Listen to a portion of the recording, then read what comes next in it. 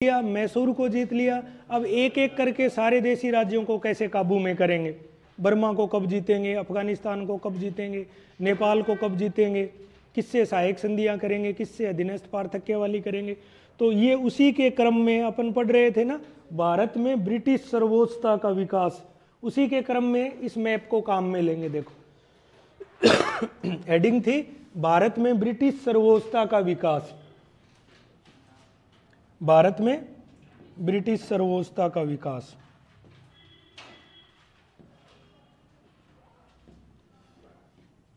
भारत में ये सीक्वेंस ऐसा है, इस सीक्वेंस से पढ़ा तो आपको दिक्कत ही नहीं होगी। ब्रिटिश सर्वोच्चता का विकास, देखो इसमें क्या था, सुनते जाना। बंगाल पढ़ चुके, मराठा पढ़ चुके, मैसूर पढ़ चुके। अब देखना क्या क्या होगा। पंजाब पढ़ चुके। देखो अब क्या होगी, ब्रिटिश सरकार की एक नीति होगी। भारत में क्या होती, देशी रियासतें थी उस समय, तो एक हेडिंग डालो 4 ये करके 5वें डालना देशी रियासतों के प्रति ब्रिटिश नीति। देशी रियासतों का कैसे नंबर लगाएंगे, रियासतों के प्रति ब्रिटिश नीति। देखो देशी रियासतों के प्रति ब्रिटिश नीति कैसे होगी। पहली ये नीति लेके आएंगे घेरे की नीति। घेरे की नीति, या इसको इंग्लिश में भी लिख लेना, पॉलिसी ऑफ रिंग फेंस।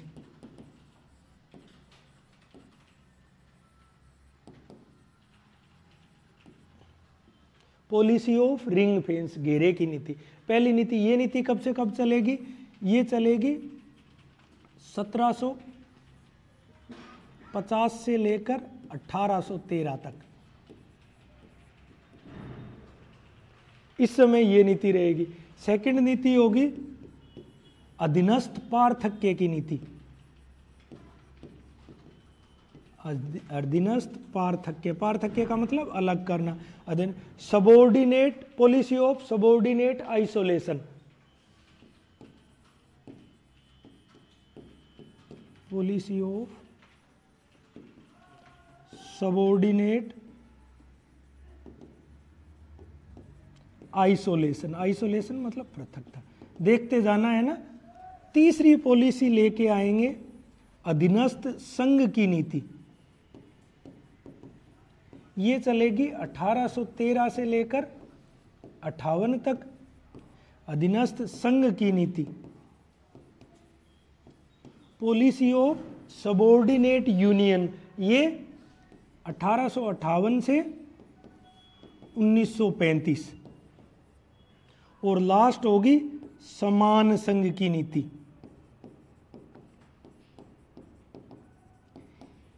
और ये होगी 1935 से लेकर 47 तक। ये 4 नीतियां हो गई, एक एक करके अपन सब की चर्चा करेंगे, ठीक है ना। लिखो फटाफट, देखो बढ़े आगे।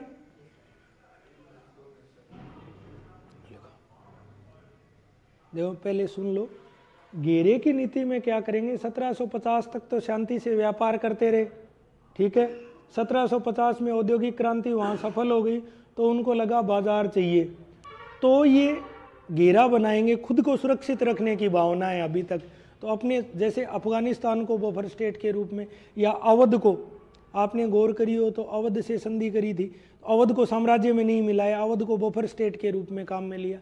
किसके विरुद्ध, मराठों के विरुद्ध, ठीक है। मराठे आक्रमण करेंगे तो अवध से होके आएंगे।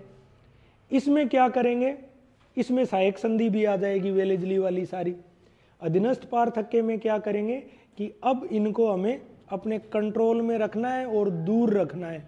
कंट्रोल में भी रखना है, दूर रखना है। इसमें सारी अधीनस्थ पार्थक्य वाली संधियां हो जाएंगी। डलहौजी की व्यपगित की नीति या डॉक्ट्रिन ऑफ लैप्स आ जाएगी। 1858 के बाद ये क्या करेंगे, अधीनस्थ संघ बना लेंगे अपने अधीन। 1876 में ब्रिटेन की महारानी को भारतीय प्रदेशों की साम्राज्य की घोषित कर देंगे भी तुम हमारे अधीन में संघ हो। और 1935 से समान संघ की नीति, 1935 के अधिनियम में भारतीय राज्यों के संघ बनाने की कोशिश करी थी। तो ये एक एक करके पढ़, इससे आपको समझ में आ जाएगा भी इन 4 को जीतने के बाद बाकी भारत को उन्होंने कैसे कब्जे में किया। ठीक है, तो पहली नीति थी अपनी, देखना पहली नीति थी, देखो पहली नीति क्या थी, पहली नीति पॉलिसी ऑफ रिंग फेंस। इन्होंने क्या किया, ये जो अवध है, ये अवध है, इस अवध को अपने बंगाल बिहार के आगे घेरे के रूप में काम किया, ताकि अगर मराठे आक्रमण करें यहाँ से तो हमारी बंगाल की सुरक्षा हो जाए, क्योंकि पहले कौन रहेगा आगे, अवध रहेगा, इसलिए अवध को उन्होंने साम्राज्य में नहीं मिला है। ये देखो, अब देखो पहली नीति थी घेरे की नीति। घेरे की नीति कब से कब थी, 1750 से लेकर 1813।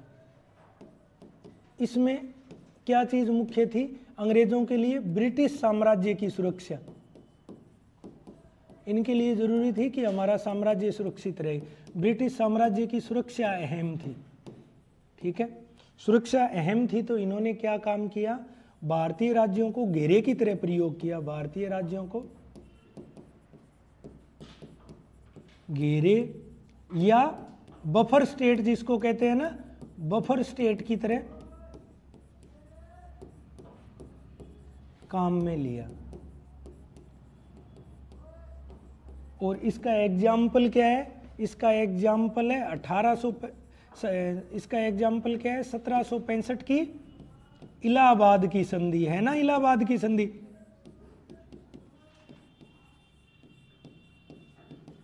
जिसमें अवध को किसका घेरा बना के रखा, बंगाल का। ये बात है,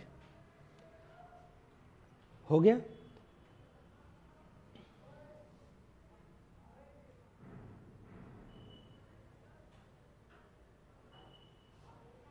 देखो भारत में इस पॉलिसी का विकास किसके समय हुआ, वारेन हेस्टिंग्स के टाइम। भारत में इस पॉलिसी को पहले कौन था, वारेन हेस्टिंग्स।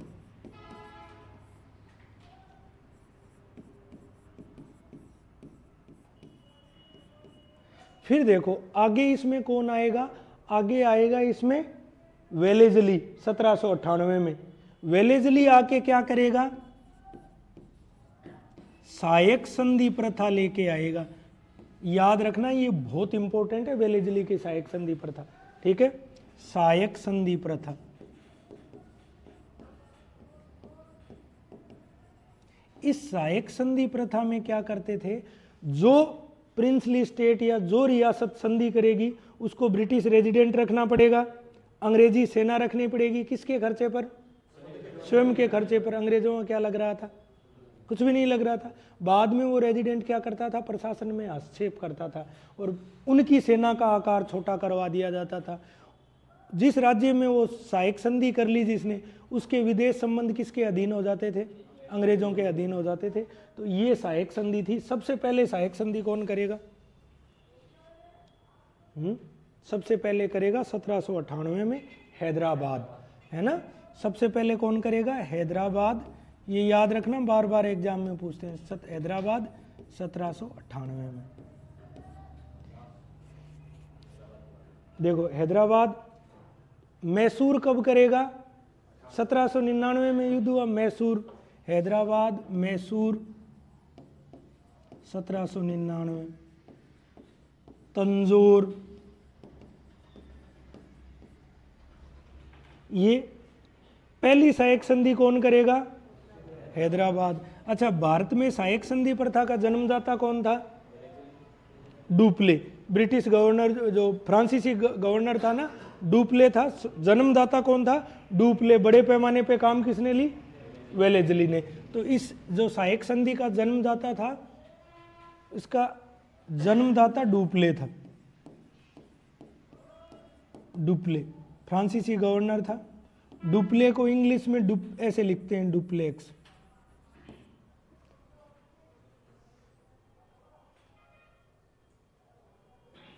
ठीक है, इतनी बात समझ में आ गई। ये चलता रहा चलता रहा चलता रहा। आगे 1813 में भारत कौन आ जाएगा, लॉर्ड हेस्टिंग्स आ जाएगा। लॉर्ड हेस्टिंग्स आते ही तब तक फ्रांस का संकट खत्म हो चुका था। ये पॉलिसी अपनी इनकी अंग्रेजों की जैसी स्थिति थी उस हिसाब से हो रही थी। वो आते ही सबसे पहले तो मराठों को हराएगा, पिंडारियों के विरुद्ध सैनिक अभियान करेगा, और वो ये कहेगा क्या रखा है सहायक संधि में, वो क्या करेगा, अधीनस्थ पार्थक्य की संधि यहाँ करेगा। सहायक संधि कान को ऐसे पकड़ना, अधीनस्थ पार्थक्य कान को ऐसे पकड़ना। अधीनस्थ पार्थक्य में भी, अधीनस्थ का मतलब हमारे कंट्रोल में रखना है, अधीन रखता है, लेकिन इनको अलग थलग रखना है। तो वो जो राजस्थान में 1817-18 वाली संधियाँ हुई वो किसके, लॉर्ड हेस्टिंग्स के टाइम हुई थी। ठीक है, तो बाद में अब देखो अगली, ये इतनी पॉलिसी समझ आ गई, ब्रिटिश रेजिडेंट रख लिया। तो देखो आप ये कहोगे पूरे भारत को साम्राज्य में क्यों नहीं मिला है, पूरे भारत को साम्राज्य में मिलाना बहुत मुश्किल था। तरह तरह के राजा, कितने लोगों का असंतोष होता, ये गुलामी तो है क्या है, ब्रिटिश रेजिडेंट रोज हस्तक्षेप करता है, कोई खर्चा नहीं, कंपनी के पास इतने संसाधन नहीं थे कि वो इतने बड़े देश को डायरेक्ट कब्जे में कर ले, तो ये इस तरीके से कर रही थी। ठीक है, समझ में आ गया। ये संधियां राजस्थान के राजाओं ने भी करी। बढ़ो, अब सेकंड आएगी अधीनस्थ पार्थक्य की नीति। अधीनस्थ पार्थक्य की नीति, इस अधीनस्थ पार्थक्य, policy of subordinate isolation, subordinate isolation ये रहेगी 1813 से लेकर 1858 तक। देखो इसमें क्या होगा, इसमें पहला व्यक्ति होगा वारेन हेस्टिंग्स, नहीं भाई, लॉर्ड हेस्टिंग्स। लॉर्ड हेस्टिंग्स क्या लेके आएगा, लॉर्ड हेस्टिंग्स लेके आएगा ये अधीनस्थ पार्थक्य की संधि।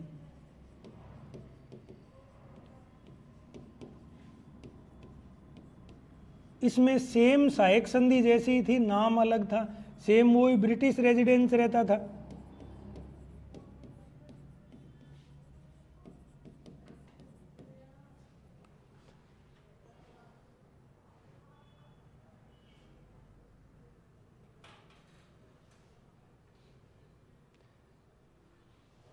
देखो एक व्यक्ति आएगा लॉर्ड ओकलैंड।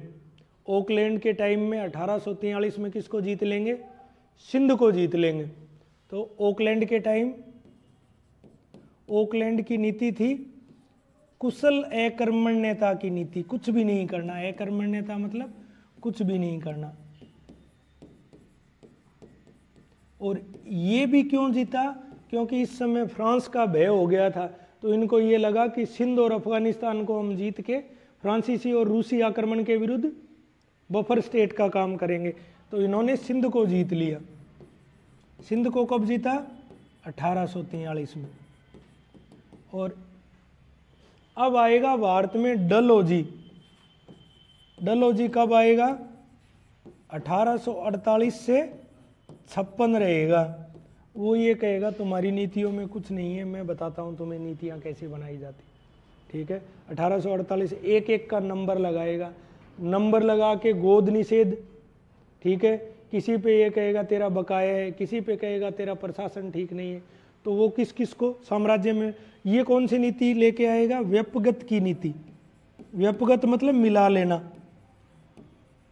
इसको कहेंगे डॉक्ट्रिन ऑफ लैप्स।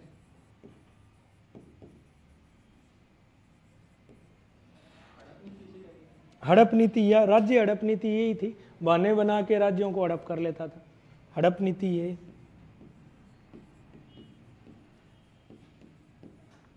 ये क्या करेगा, सबसे पहले नंबर लेगा सतारा का, सतारा, जैतपुर, संबलपुर, बघाट, उदयपुर, झांसी, नागपुर,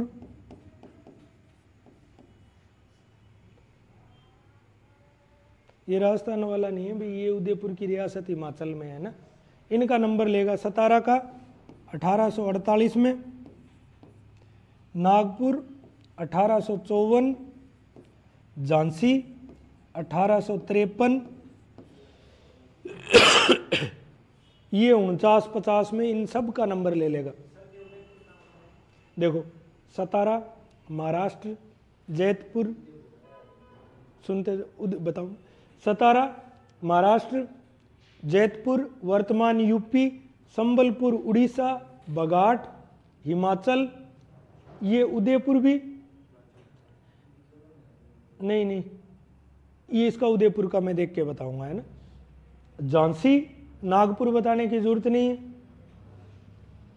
ये उदयपुर भी है ना, यूपी में है, 99% यूपी में, मैं देख लूंगा, है ना। मतलब या तो मतलब ये यूपी वाला ही 99% यूपी में, ठीक है। ये सारी रियासतें थी, इसने मिला ली। अब इसने गोद निषेध प्रथा अपनाई है ना। गोद निषेध में इसने क्या किया, 3 कैटेगरी कर दी इसने। और कौन सी नीति अपनाई, गोद निषेध। गोद निषेध में इसने क्या किया, 3 कैटेगरी बना दी। भाई उस समय कोई IVF तकनीक तो होती नहीं थी, ये बात बड़ी कॉमन थी कि बहुत लोगों के संतान नहीं होती थी, तो इसने 3 कैटेगरी बना दी। तो ए कैटेगरी में उन राज्यों को रखा जो ब्रिटिश के सहयोग से, ब्रिटिशर्स के सहयोग से जो नए बने थे, जो अस्तित्व में आए थे, उनको गोद लेने की अनुमति थी नहीं। जो स्वतंत्र राज्य थे, जो ब्रिटिश सरकार से कोई संधि करे बैठे थे, वो ब्रिटिशर्स की अनुमति से ले सकते थे गोद, और जो पूर्णतः स्वतंत्र थे उनको अनुमति लेने की जरूरत नहीं। तीसरी कैटेगरी में अपना जयपुर वाले और ये राज्य आते थे। तो झांसी को इसलिए मिलाया क्योंकि झांसी इनकी वजह से अस्तित्व में आया था, ठीक है। सिंध को पहले मिला ही चुके, तो झांसी, जैतपुर, सतारा, और इसके अलावा कुशासन का आरोप लगा के किसको मिलाया, अवध। अवध का नवाब था वाजिद अली शाह, उसको ये कहा तेरे यहाँ प्रशासन ठीक नहीं है, और वो प्रशासन खराब अंग्रेजों की वजह से ही था। कुशासन का आरोप अवध। बकाया वसूली, तेरी उधार बहुत हो गई, दे दे राजे इधर, है ना। बकाया वसूली का नाम लगा कर बरार।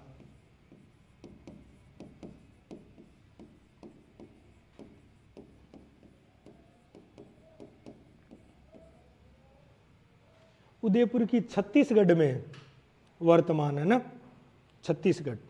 और मैं देख लूंगा।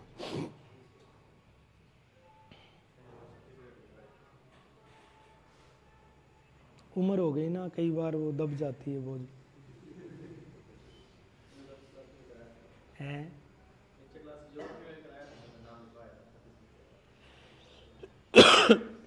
बढ़े आगे, ये सारों का नंबर ले लिया। अब होगी 1857 की क्रांति। ऐसे राज्य छीनेंगे तो क्रांति ही होगी। सैनिक कांड ज़्यादा थे उसमें। क्रांति होगी तो ब्रिटेन में क्या चेंज होगा, एक तो भारत का शासन ईस्ट इंडिया कंपनी से लेके क्राउन अपने कब्जे में ले लेगा, क्राउन कब्जे में ले लेगा, और भारतीयों से ये प्रोमिस करेंगे 1858 के अधिनियम में कि कोई भी भारतीय राज्य को अब हम अपने साम्राज्य में नहीं मिलाएंगे, क्योंकि राज्यों का ही तो है संतोष था, ठीक है। तो इसलिए जो संघ बनेगा, अब जो संघ बना वो अधीनस्थ संघ हुआ कि नहीं हुआ, बताओ ईमानदारी से।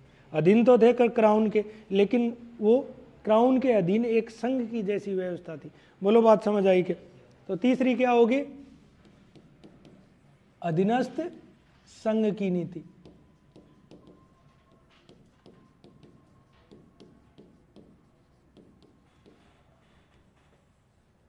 देखो इसमें कारण होंगे 1857 की क्रांति। 1858 में ये कहेंगे कि भारतीय राज्यों का विलय नहीं किया जाएगा, विलय नहीं किया जाएगा। और एक होगा लॉर्ड लिटन जो होगा, देखना ये जीके में सवाल आता है कि ब्रिटेन की महारानी को भारत की साम्राज्ञी कब घोषित किया गया। तो लॉर्ड लिटन क्या करेगा, दिल्ली में दरबार लगाएगा। उसी में तो वो जा रहे थे केसरी सिंह भारत ने जब, है ना। तो लॉर्ड लिटन का दरबार कब लगेगा, 1876 में। और ये दरबार दिल्ली में दरबार लगाएगा। दरबार लगा के ये क्या कहेंगे, ब्रिटेन की महारानी को भारत की साम्राज्ञी घोषित कर देंगे, है ना। ब्रिटेन की महारानी क्या हुई, भारत की साम्राज्य हो गई।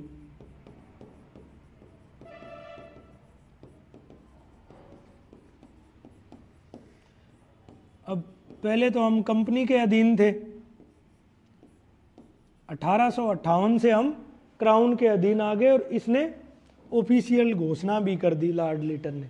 तो इसलिए इस पॉलिसी को कहते हैं अधीनस्थ संघ की नीति। और अब ये हो गया था भारतीय राज्यों को जीत कर हम नहीं मिलाएंगे। तीसरी ये हो गई, बोलो बात समझ आई क्या? आ गई। अब चौथी में क्या करेंगे? चौथी में बनाएंगे संघ। चौथी समान संघ की नीति। समान संघ में मतलब वो संघ तो अधीन था, इसमें 1935 के अधिनियम में था भारत में राज्यों का संघ बनाएंगे, और वो संघ किसके समानता पर था, समान था ना। तो ये होगा 1935 से 47। और इसमें उल्लेख किसमें उल्लेख है? भारत शासन अधिनियम 1935। भारत शासन अधिनियम 1935 में की धारा थी कि हम भारतीय राज्यों का संघ बनाएंगे। वो संघ बना क्या? नहीं बना। लेकिन इसलिए चौथी पॉलिसी, एक संघ नहीं बना, लेकिन ये था कि समान इक्वल स्टेटस का हम एक संघ बनाएंगे। बताओ कोई चीज समझ नहीं आई हो तो? इतना ही इसको याद रखना है।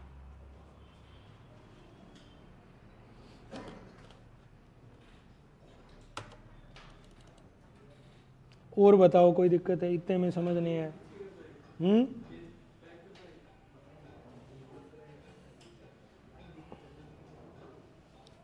ब्रिटेन की महारानी भारत की साम्राज्य घोषित कर दी गई ऑफिशियली। तो ये संघ क्या हो गया? अधीनस्थ संघ था। और ये अधीनस्थ पार्थक्य की थी भी, इनको अधीन भी रखेंगे। देखो मेरी बात सुनना है तो, और ज़्यादा डीप में जाओ तो नाम तो दे दिया अधीनस्थ पार्थक्य, मतलब अधीन भी रखेंगे अलग भी रखेंगे।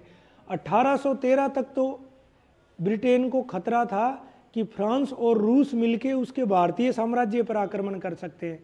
तो जब तक ये डर रहा तो ये नीति रखी भी, इनके आंतरिक मामलों में हम हस्तक्षेप नहीं करेंगे। क्यों हस्तक्षेप नहीं करेंगे? हमें रूस और फ्रांस से लड़ना है।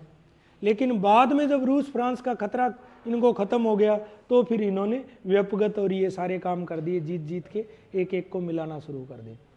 ठीक है, वो डिटेल लिखाने की जरूरत नहीं है ना। ये गंगाधर राव की पत्नी थी, वो फिर बेटा गोद लिया दामोदर राव, और वो फिर झांसी की रानी का नारा था मेरा झांसी दूंगी नहीं, है ना, लास्ट तक। ठीक है ना। 1857 की क्रांति आगे ठीक से पढ़ोगे तो तुम्हें समझ आएगा कि ज़्यादातर भारतीय राज्य अपने साम्राज्य के लिए लड़ रहे थे। झांसी की रानी ने लास्ट तक कोशिश करी थी मुझे मेरा साम्राज्य वापस दे दे, तब तक एक देश जैसी बात ही नहीं थी। ठीक है ना। आगे पीछे करते रहना।